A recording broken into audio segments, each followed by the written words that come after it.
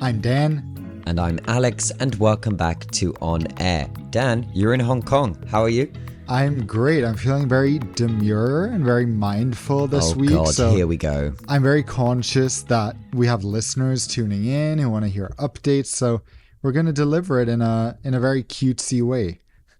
No, we're not. We're just going to do exactly what we've done for almost a year now, regardless of whatever the current TikTok trend is, which I assume you are kind of integrating there in your weird speech pattern.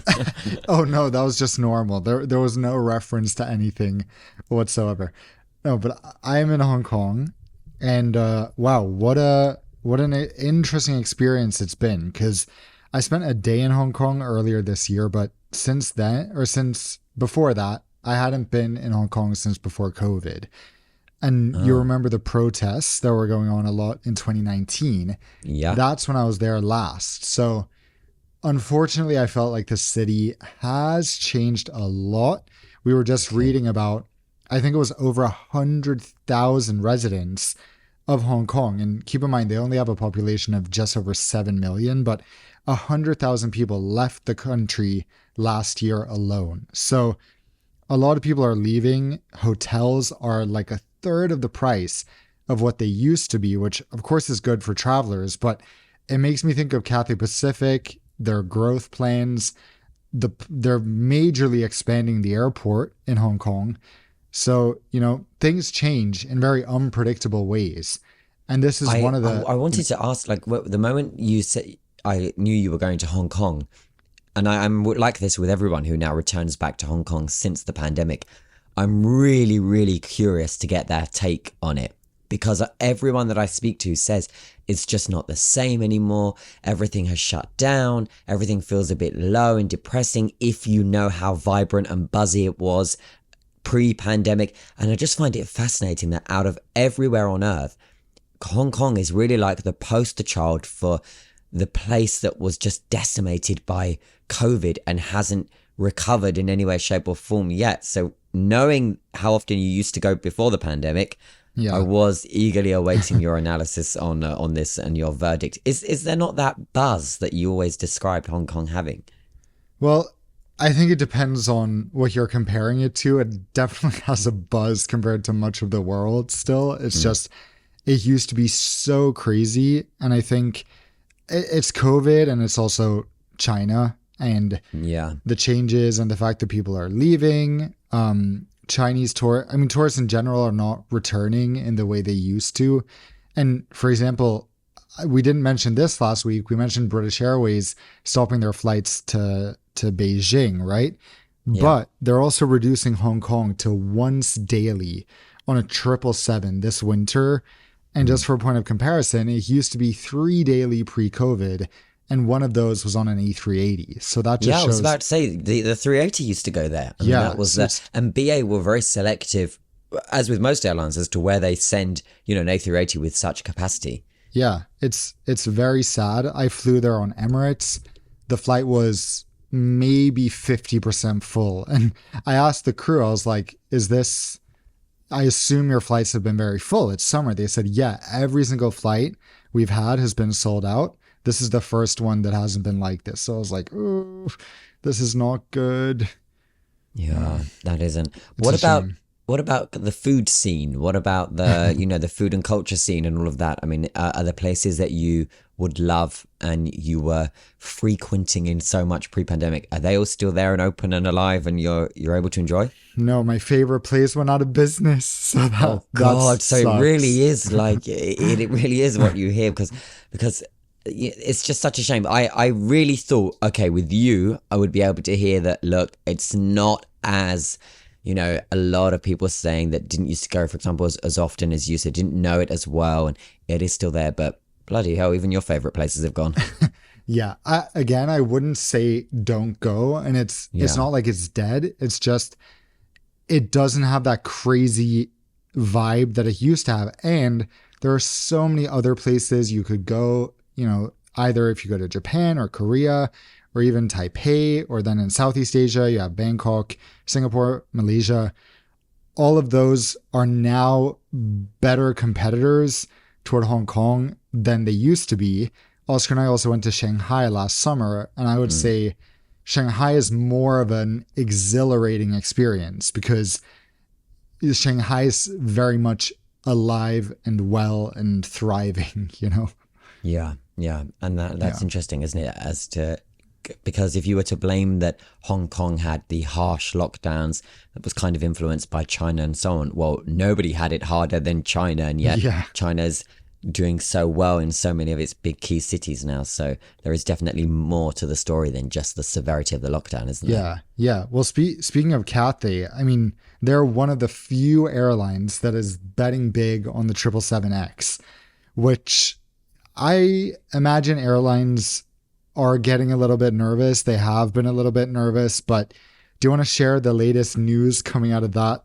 I don't want to call it a mess, but that disappointment, maybe. Well, I hope that when I saw this, I thought, God, I hope this is not now the beginning of, different chapters of disruption with the 777X that hasn't faced too much disruption aside from the very obvious delays. So the delays have come as Boeing have been under all this scrutiny and so on.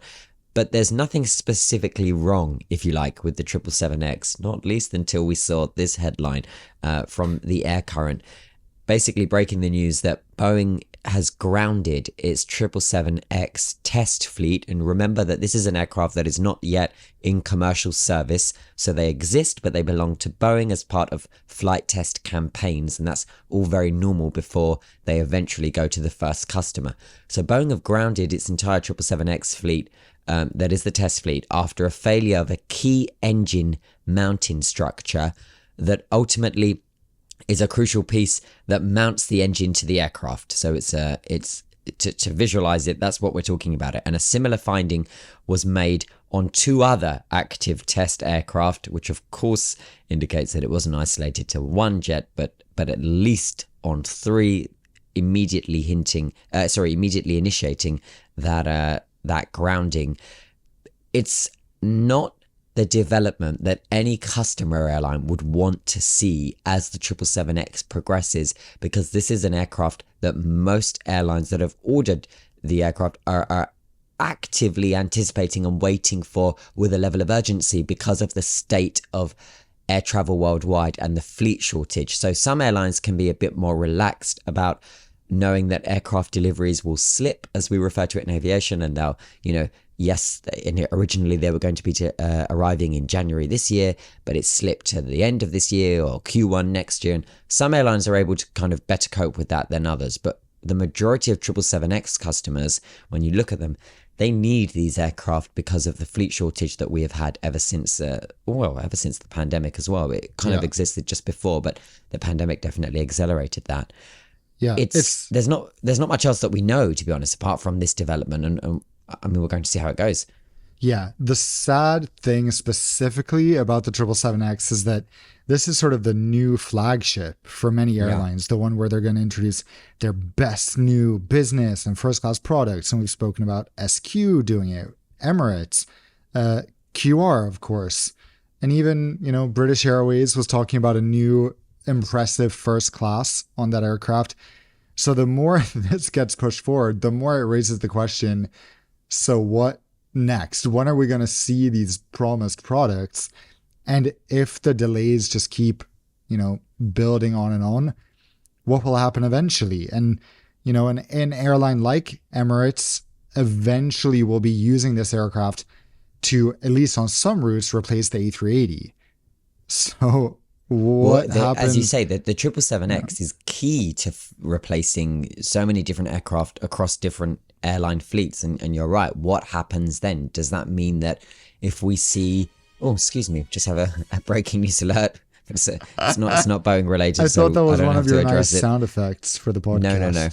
But does that mean that if we see something like this begin to evolve into other similar issues, that then ultimately the FAA will be keeping a close eye on, perhaps taking action? Does that mean that, all those products that we're waiting for, the new cabins, are they put on hold? Do they launch elsewhere? We had a question about this last week. Most airline chief executives that I speak to are quite confident that Boeing will eventually deliver the 777X in the time frame that they have promised. But this is an aircraft that is already, completely delayed.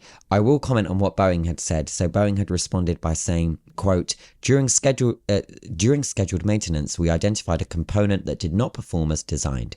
Our team is replacing the part and capturing any learnings from the component and will resume flight testing when ready. And I think the key part of that statement that I took was the when ready part, rather than what Boeing had previously done, where they're insisting that the 737 MAX didn't have as severe problems as some other stakeholders were presenting, and were always and the 737 MAX will be, back and airborne imminently or shortly or next week or by the end of the month or in just a moment. Or it was all very, very nothing to see here, fast. Now we know Boeing now has new leadership, and the new leadership has been brought in to essentially put the manufacturer back on track when it comes to safety. So I think the most telling part of that statement was that flight testing, as we would expect, is going to resume, but only when ready. In other words, we're not going to be rushing this. Yeah. Do you think, so we've spoken about this, 20 episodes ago or something. Yeah. And of course, it's every Av Geek's dream to see a world where the A380 becomes relevant again in the future. And the 777X is 5 years delayed now. So at what level of delay does the 777X just become not interesting and we need something different? Because from what I read, it's about 10% more fuel efficient than the 777-300ER, which is good, but it's not a game changer. It's not going to save the environment, So we've already waited 5 years overdue for an aircraft that's 10% better. At what point is this outdated? Well, it's a very valid question. And I don't think that we're going to be seeing any clean sheet new aircraft design prop up and then become available over the next few years or even in this decade. Where are we now? 2024? Yeah, well, definitely not in this decade. But I do think that all this does is prolong and ultimately increase the longevity, if you like, of the likes of the A380 that are still sticking around today at many airlines as a direct result of the 777X being so delayed, right? So I would say that we're already seeing that. The fact that the A380 is still flying at some of the Gulf carriers that otherwise wouldn't be flying the A380, and also some European carriers that operate, is because Boeing didn't get their together, and ultimately the 777X is well over now 5 years late. Do I think that coming up in the future, if Boeing's 777X turns out to be a little bit of a nightmare with launch and it's delay after delay, and at what point do they miss the boat, to answer your question, airlines are kind of stuck with waiting around for this now. That if you haven't got in your orders to secure slots to take from the competitors such as Airbus, aka if you haven't ordered A350s and your slots are not already in the order book, well, you're going to be waiting years. It's years. If I rock up now with you and we say, okay, Airbus, On Air with Dan and Alex is doing so well that we can now afford a fleet of 4 A350 1000s so that we never have to set foot on American Airlines ever again. Despite me having several connections there, I still think we would be forced to wait in excess of 7 years, right? Yeah. So you can imagine what the airlines that are genuinely reliant on these fleet expansions and replacing older aircraft, the challenge that they are facing. I just think that, if anything, as I say, it will push that expiry date of the A380 even further down the line, which is, to be honest, good news for a lot of passengers, because the A380 is the world's favorite in terms of the most comfortable passenger aircraft. Yeah. It's sad to think that, the A380 Plus, that even with all these problems, that's not a reality. Were you at Farnborough the year? Did you come to Farnborough the year that the A380 Plus was debuting? I didn't see it. I'm so. It was an A380 with like a massive winglet. Yeah, that was the. Was that all? Nothing else. Well, in terms of what you could see physically, yes, and also don't forget that the A380 Plus, if you like, that they had. It was the A380 Plus that they were debuting at Farnborough that year. If I remember correctly, there were no modifications whatsoever to that aircraft other than the addition of winglets. So it was kind of a promo thing. I stand to be corrected. I will go back and check that because I was there at the time. So much has happened since then. But if I remember correctly, yeah, it was just that test campaign A380 with big ass winglets on either side and an A380 plus livery. And of course, this was an idea that Airbus were trialing just before they finally admitted defeat and stopped producing the A380. Yeah. Such a shame. Such a shame. Speaking of shame, Wizz Air are in the news. And I only say that because, and with my greatest respect to what Wizz Air do, okay, and Wizz Air are arguably an enabler because they really do enable low-cost air travel for everyone. And that includes a demographic that would otherwise be priced out of being able to fly, okay? So I like enablers. What I don't like, okay, is the airline with one of the worst performance records, at least in the UK, out of all UK airlines. They are absolutely disruptive when it comes to their schedule. They cancel very, very often and last minute. They have, I want to get the exact thing I want to quote. There we go. In June, Wizz Air was named as the worst for UK flight delays for the third year in a row. They are also the worst when it comes to paying out for the compensation that you, the passenger, is owed as a result of their erratic schedule and their flight delays and their cancellations. Yeah. I've experienced that personally. Oh, you have been on the... Yeah. Actually, I remember that. When was that? 2021, I think, during COVID, but don't remember. How long did they take? How long did they take? They refused it. I went to court in Sweden. Oh. And the court rejected the case after one round, even though I don't even want to get into it because Wizz Air was so shady. But long story short, they used new COVID restrictions as an excuse for canceling my flight one day before departure. They said this thing, which applies it starts applying today or whatever. We're canceling the flight tomorrow because of it, but people could still travel. It was just something small. So I knew because they didn't cancel the flight 2 days after that or 4 days after that. Also, it was just that my flight was empty. So they didn't want to operate it. That was all. Wow. I mean, they have a track record for this. In the UK, the Civil Aviation Authority, which is the regulator, was forced to get involved after they had tens of thousands of complaints of the airline just not paying what it owed. And so when the regulator gets involved, shit's just got real. And they very, very publicly reprimanded Wizz Air and said, we are now investigating why the airline is not fulfilling its contractual obligations by paying out XYZ to those that are owed it, and so on and so on. And so it got a little bit better when they when the CAA in the UK had to publicly name and shame them.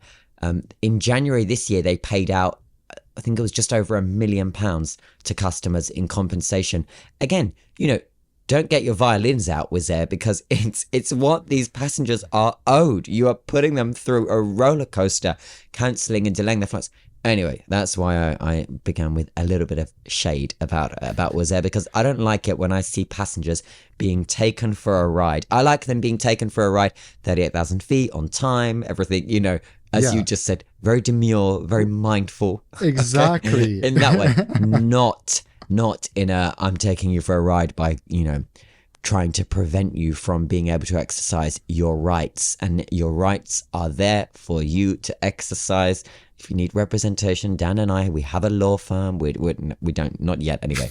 But so Wizz Air are in the news because they have launched something which has gone absolutely viral, especially among young people. It is a subscription-based model, which of course we are seeing everywhere now. Everything's a subscription, but it is a subscription-based model on an all-you-can-fly pass for unlimited flights, and that's for an annual subscription fee, as you can imagine. So essentially, Dan buys this all-you-can-fly pass. Why is it me? Because let's be realistic, I'm not buying an all-you-can-fly pass on Wizz Air. So Dan spends £426 on an all-you-can-fly pass for an unlimited number of flights for an entire year. If you're listening elsewhere, that's around 500 and something US dollars. It's about 500 euros, $570 or so. What do you think? Not what do you think now you know the details, because as with everything, the devil is in the details. What did you think when you saw the headline only? When I saw the headline, I thought, no thanks, but it sounds it sounds like it could be a decent deal for some, but that's before I read the details. So what were the details? So the details are you guys ready? You're paying for a 1-year pass. Yeah. It works in Wizz Air's entire network, which is the good thing, because Wizz Air has a subsidiary in Abu Dhabi that even flies to the Maldives. So you can get very, very far on this pass. But there's... Wait. So pause there. So that means you can go, with this pass, essentially you could go Luton to Athens. Athens to Abu Dhabi to Maldives. Yeah, you could. So Luton, that's the good part. Okay, all right. The bad part is you can only book a maximum of 72 hours before the flight. So 3 days before your flight, you're able to book a seat. In addition to that, for every ticket you book, you have to pay how much? Pretty much 10 euros for your ticket, in addition to the yearly fee.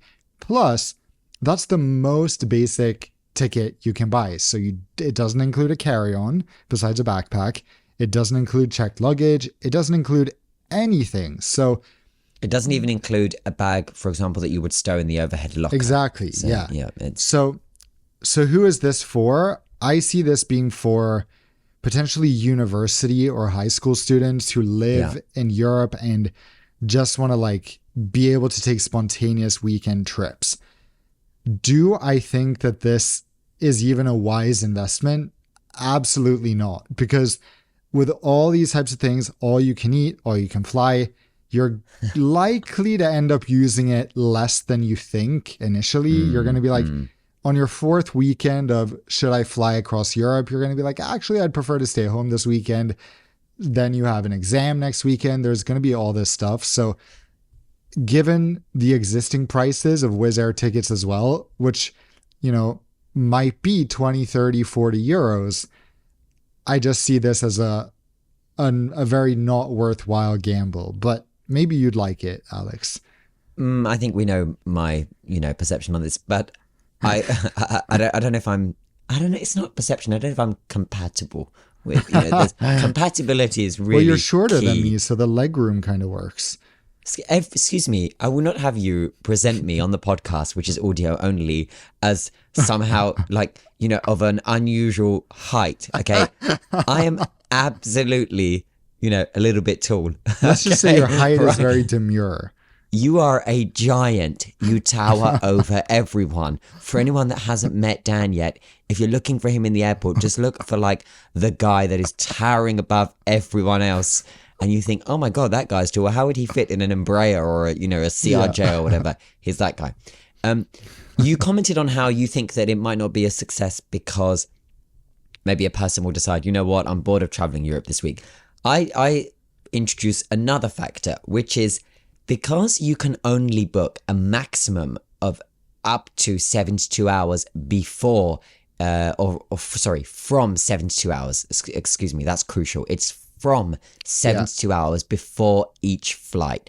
So given you can only book in that window, it is very likely that the flights that you are trying to take are either not available because they are full or they have, one seat remaining. And as I say, it's all a bit uncertain as to if you don't complete the booking there and then, that's going to sell out because a lot of their flights are full. Also, if you are relying on connections, as we said, if you're going to kind of connect your way with Wizz across Europe and Eastern Europe into Southern Europe and elsewhere, for example, you can get as far as the Maldives via Abu Dhabi because of their subsidiary there. You are relying on all of those flights also having that availability for you to be able to use your unlimited pass. Also, all of those flights having that availability from the 72 hours point onwards.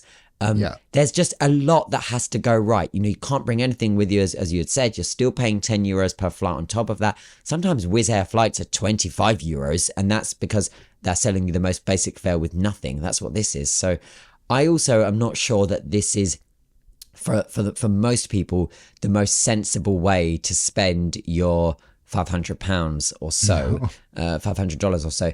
It's a scheme that's only going to be limited to 10,000 people. So not everyone is going to be able to do this.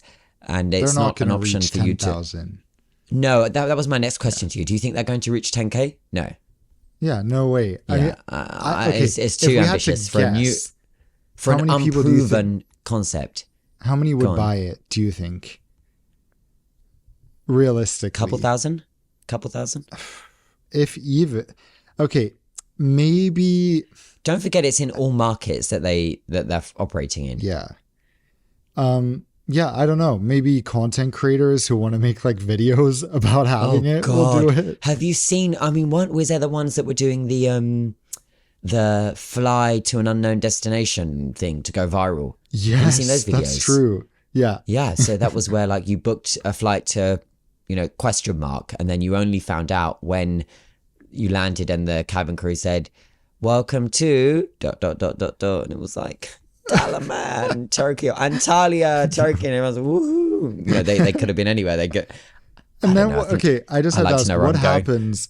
What happens if like you just land? They're like, welcome to Antalya, and then you're like, you haven't even booked a hotel because you don't know where you're going, or was it a package? No, it's a package. It's a package. Yeah, so they sort out everything, and they also make sure that you're eligible. Because imagine you get there and you're like, wonderful, I have no visa. Like, you just have to go back. Oh god. Yeah, it's God. But anyway, so Wizz Air are kind of trying to go a bit viral, but they're also, and I will highlight this, they are going to have a bit of a difficult rest of the year ahead of them. They have aircraft that are going to be grounded due to engine issues.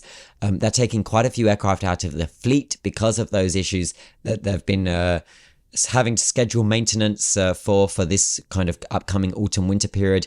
It's not going to be the easiest ride for Wizz. And I mean, you can understand for an airline that wants every single dollar, they and haven't been too best pleased at the fact that they now have to be paying out what they owe as well to passengers. So I wonder what your coverage is. What happens when now that's interesting. What happens when they cancel the flight at the last minute, which they so often do? Yeah. But you've bought an unlimited. I wonder if somehow you having the flight pass, exempts you from being able to claim, compensation. Yeah. I have no idea. Maybe they would be shady and be like, look at that. Yeah, I don't know how the ticket would be issued. Let's just also highlight here that Wizz Air's primary market and the market where they seem to do best is Eastern Europe. So this is not, we're not as familiar with that market as Western Europe, but I will say I have some of my closest friends are from Eastern Europe, and the one thing they all have in common, and this is a huge generalization, but I feel like I can say this because I'm also like this, they all love coupons and saving money in any way they can. I feel like it's a cultural thing. So if this sort of, I don't know if this will work with that mindset, but if it does, it could prove popular if people do the calculations, because it's a market where people maybe like that kind of stuff a lot more than in Scandinavia, let's say, where people aren't that obsessed with coupons and stuff like that. Remembering, of course, that you're still having to pay 500 euros up front for this, and that's only going to last you 12 months. I mean, I wonder if you're trying to evaluate, here we go, some practical advice. If you are trying to evaluate whether or not something like this is for you, right? Have a look at what you had flown over the last year, and if those routes are served by Wizz Air, and then have a look at the frequency that you'd flown them and calculate on average that if each flight was X amount return, and that's what you were paying and you did it 6 times last year, did you get anywhere near to that 500 euros figure? Yeah. If you were exceeding the 500 euros figure, it could be kind of, for you, it could be pretty aligned. If you were under, I'd say, just avoid this. This is not something that you're going to actually save with, being mindful of the fact that it includes nothing and you still have to pay 10 euros each time, each flight. Yeah, precisely. And the way, you can maybe save the most from this if you're traveling as multiple people, because then, well, I don't know. There's many asterisks, and of course each person would have to buy their own pass. there's a game I wanted to play with you on today's episode, Alex. I haven't told you about this, but this is the perfect Okay. opportunity because in the beginning, you said something positive about Wizz Air. And it's so funny you did that because I wanted to play a game where we we both pick an airline for each other. We do it in multiple rounds that maybe is not our favorite or we don't think is very good, but we have to say at least one positive thing about it. You know what this reminds me of? What? Do you remember the debate? I think it was the third and final one between Trump and Hillary Clinton in Oh, 2016. you have to say something nice. And the guy asked, "This campaign has been toxic and awful, and you both clearly hate each other. But can you say one thing that you like about each other?" And it was the best question because for the first time we were about to see Trump say something nice about Hillary and Hillary say something nice about Trump. That's what you reminded Do me you of. remember what they said?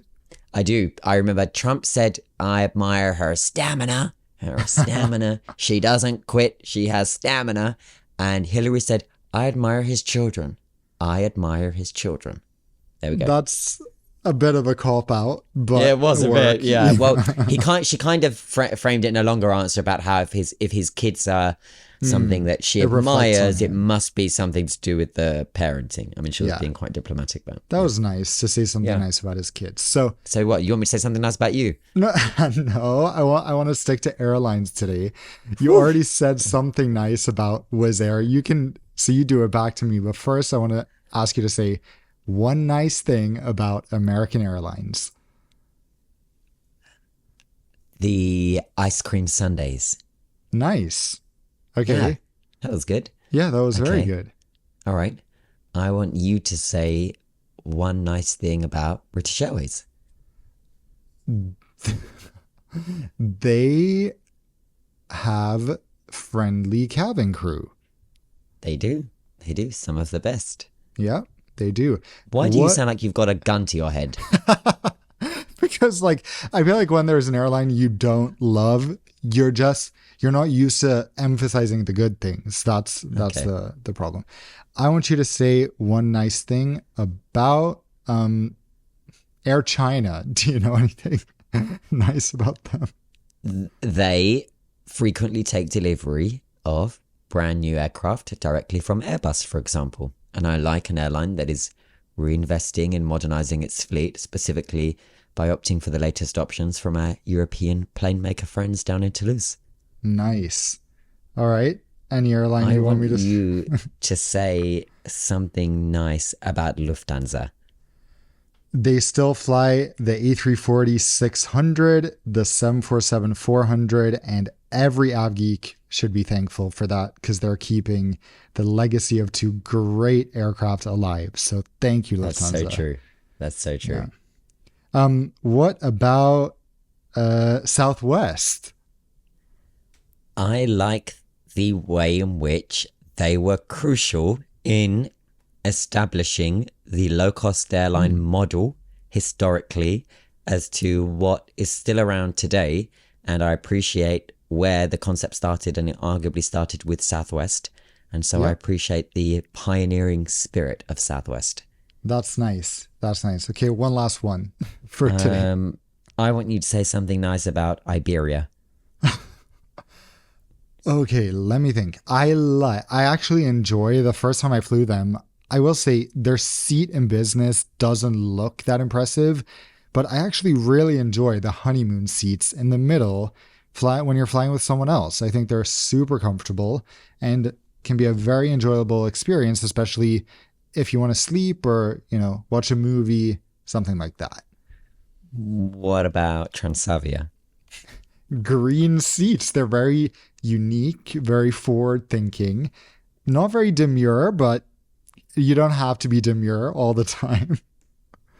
Jet 2. Okay, why is this turning into a me thing? Because you've started this game without preparing me now. I'm like, oh, I want him to give his little nice opinion on everything. Okay, Jet 2 are nice because they connect a lot of cities in the UK with destinations they wouldn't otherwise have flights to. Well, I won't let anybody claim that Nonstop Dan isn't just a bundle of positivity, and let this episode be the reflect that record.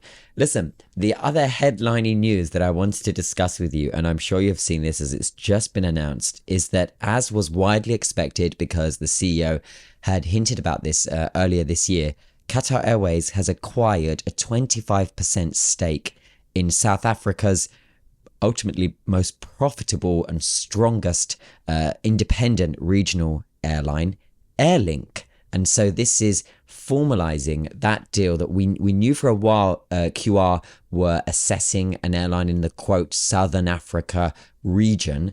We then later learned it was going to be in South Africa. And finally now that it is a 25% stake in Airlink. First things first, have you flown Airlink in the way in which they are today as an independent regional airline? No, not during their independence, but they are the airline connecting South Africa to much of Southern Africa. So, Yeah.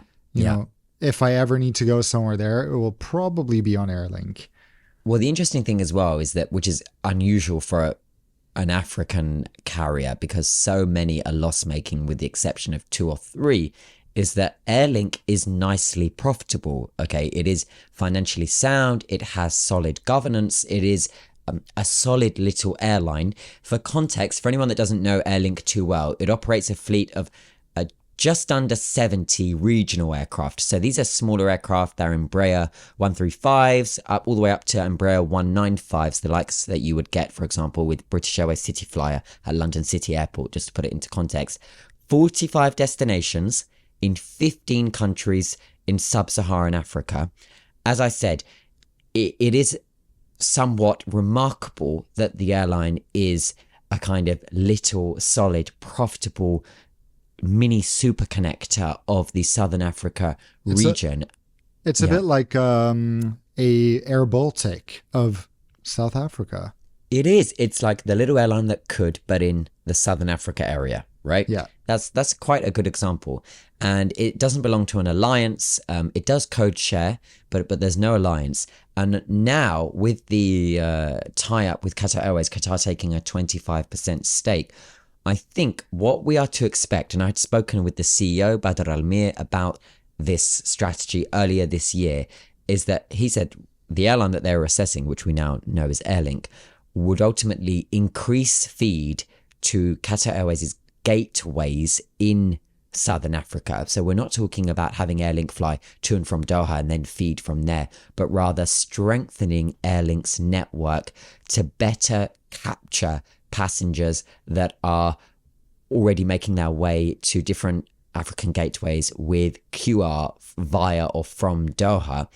And so that's part of the strategy. The other part of the strategy, which I thought was really interesting, which he outlined on stage at the Bloomberg Economic Forum when he appeared with the CEO of Rwanda, Yvonne Makolo, is he said that the airline, which I now know is, and we now know is Airlink, would ultimately have a strategy shift whereby they would better enhance the connectivity to the likes of Rwanda and the new Kigali hub that Qatar is building in Rwanda to ultimately boost Rwanda as a hub as well and facilitate those connections to the southern part of the continent.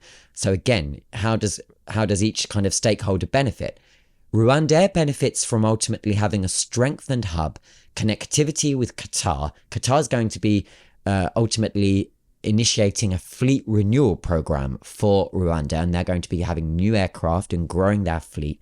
So that's a big benefit for them there. They get the connectivity boost of the likes of Airlink, which is able to leverage the Rwanda hub by connecting Central Africa with everywhere that they cover in the Southern African region.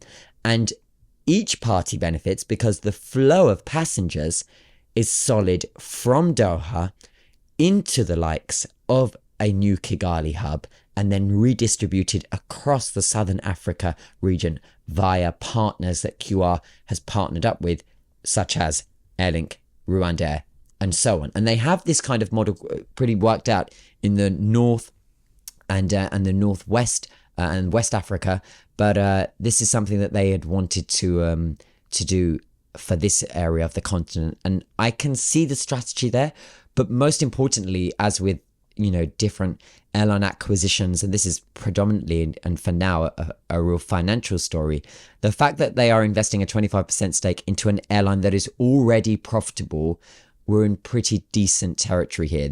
I don't think this can be compared with the likes of, for example, all those years ago when Etihad were literally interviewing airlines. Are you broke? Are you, do you have an outstanding 10 years worth of debt? Well, we'd like to invest in you. And that's when we saw Etihad invest in Air Berlin, which later went bust. Alitalia, now gone. Etihad Regional, Darwin. They used to fly to Cambridge when I was studying. They used to fly over me in a Saab. Gone. So it's interesting. What a time. It's interesting with an airline like Airlink that they also have code-share agreements with Emirates. So you kind of have two close competitors, Qatar Airways and Emirates. Qatar Airways buys a stake.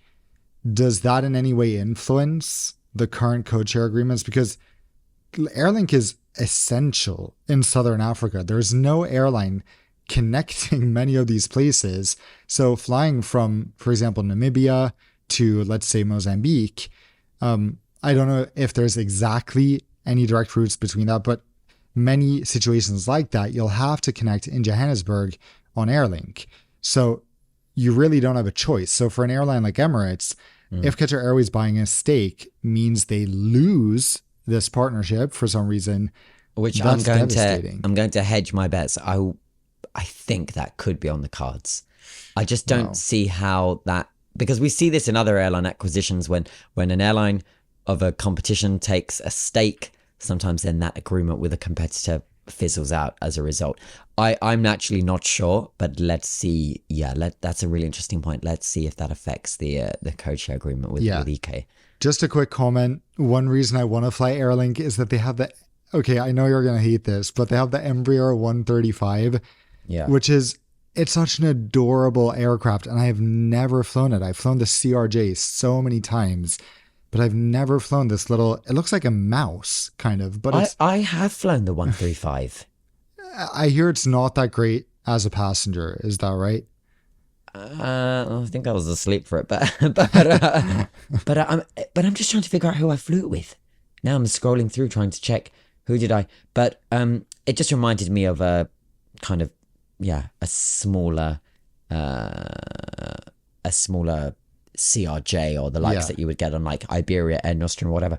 I think I had flown the 135 on Air France. Wow, that was a while ago in that case. It was a while ago. It was a while ago. Well, I'm a little bit older than you, so that would be why. 2 months. Shall we move into Q&A? Let's do it. Moritz is asking, hi Alex, have you guys seen the latest Four Seasons private jet? What are your thoughts? Will that be the first no-coach airline? Will it last for longer? I love that Moritz is asking a question because I think this is the same Moritz who asks a lot of questions. So thanks for always tuning in. So I assume you're referring to the Four Seasons A321neo private jet. Which looks a beauty. It is a beauty. It has a 2-2 configuration on board. And there was an amazing video by a guy called Justin TSE is his last name. I don't know how to pronounce it. Yes, I saw that. Yes, I did see that. This amazing video of what it's like going on a round the world trip with Four Seasons. Yeah. I would highly recommend checking it out. After I saw that video, Oscar and I went to check the price and I was like, never mind. This is not for us, but it looks You were thinking, incredible. You know what? Perhaps Wizz's €500 deal wasn't so bad after all, right? I think the trip is in the multiple 6 figures per person. So it's just, it's crazy, but it looks so amazing. And the idea of having like it's kind of like a cruise where you can get off all over the world, but you're flying, so it's very quick. Plus you can go around the whole world in a few weeks. So, and stay at Four Seasons. So I love the look of that. It's definitely my kind of like trip. Well, that's I need to have a look at this. I mean, okay, not the price tag part, but the actual, what it does. A beautiful private A321neo, Four Seasons branded on the outside, bouncing around from one Four Seasons to the other. I would quit the podcast to pursue a life of that. Yeah. Okay, so Greg asks, what in your opinion is the most underrated airline in the world? Ooh, Alex? that's really difficult to think off the top of my head. I know. I used to say Oman Air. I just don't feel like that's the case anymore. I think it used to be Oman Air. Yeah, I think Oman Air is definitely what it used to be.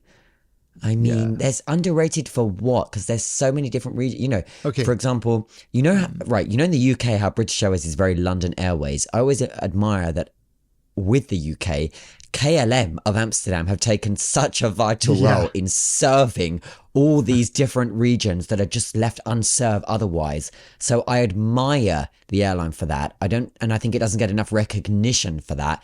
Does that make it underrated? Probably not, but see what I mean? Oman Air, in terms of experience, how it was before they slashed up on, you know, the whole book of how they were doing things. Before they butchered the experience. I think it was one of the most underrated in the world. I'm going to say, for me, it's not that people say this airline is bad, but I think China Airlines of Taiwan doesn't get discussed as much as they should, just because they're kind of overshadowed by EVA and now Starlux. But I think China Airlines are an incredible airline, one of the best in Asia. And I love to fly them anytime I can. The service is amazing. The food is amazing. Their seats are amazing. It's all very nice. I think Air New Zealand is a bit underrated, especially with their nice innovations in economy class and the attention with the Sky Couch they've had forever. They've got the bunk beds coming soon. They're not discussed enough either. Yeah. And I think Air New Zealand is pretty underrated. That is a good point. Let's see what else we have here. Matt says, I regularly fly ultra long haul, for example, Doha to Auckland. Any tips to make economy feel like first class? Loads of pillows, loads of blankets. Sleep as much as you can. I mean, you're already doing it with a decent airline. You need an empty row. That's the only way to get close. But those flights are full. I mean, it's amazing how busy the ultra long hauls are. In order for you to have that true business or first class experience, that can really be delivered if you've just got a row of 3 to yourself. I mean, then you're laughing because you can set up a beautiful bed. Actually, we are both quite good at that, aren't we? Of setting up a beautiful plump bed in economy class if required. That's always good. And you kind of line it with the first blanket, then maybe line it with the second one, pillows at the top, then the equivalent to your duvet, and making sure the armrests go all the way back, reclining each seat of the 3 to ensure to push out the seat cushion. That's probably how best to do it. If you're just sat upright on a full flight, it's going to be difficult to feel premium. I would say just try and sleep as much as you can so that those hours start to go down when you tap the screen. Do you ever get that moment where you tap the screen needs 2 seconds to update? So it says, when you tap it, it says 12 hours, 47 minutes remaining. Then you're like 1, 2, 3, and then it goes down, drops down to the actual time. I don't know what airlines you fly, but that doesn't happen to me. So it happens all the time on the 777 with QR. If you tap the screen, it takes about 2 seconds before it updates. That's always a bit of a nerve-wracking moment, because I'm like, have I been asleep for 12 minutes or 8 hours? You just don't know, you know? I just feel like anytime I try to keep track of the time, it goes so much slower. So my key is just not to look at the time remaining, because sometimes when I'm scrolling through to choose what I'm going to watch, I'm forcing my eyes not to go to the top right where it's about to show me how long I've got left. Okay, that is it for today's episode, you guys. We have had a pleasure as always. We hope you have a very demure and mindful week going forward. I hope you have a very what other word can I use? Very cutesy day. No. There's far more important things to be going on for it to be like that. And Dan, will I be seeing you later at the DNC in Chicago, where I think we'll be giving our endorsement to the Exactly. nominee? Our banner will just drop down. And they're like, Yeah, "Welcome on air to with the Dan and thing." Alex, debuting in Chicago at the DNC. Come see us. We were at the RNC as well. We just didn't publicize it. It'll be us with Beyonce and Taylor Swift endorsing. No, it will not be. We Harris. are our own people of our own right that will be on stage without the likes of mega superstars. Anyway, You know, we keep anyone it who very doesn't follow humble US on air. politics has absolutely no idea what we're talking about right now. But that's okay. It's on air. We'll Yeah. join you same time, same place next week. Thank you as always. It's been a pleasure. Yeah, we'll see you then on air. Bye bye.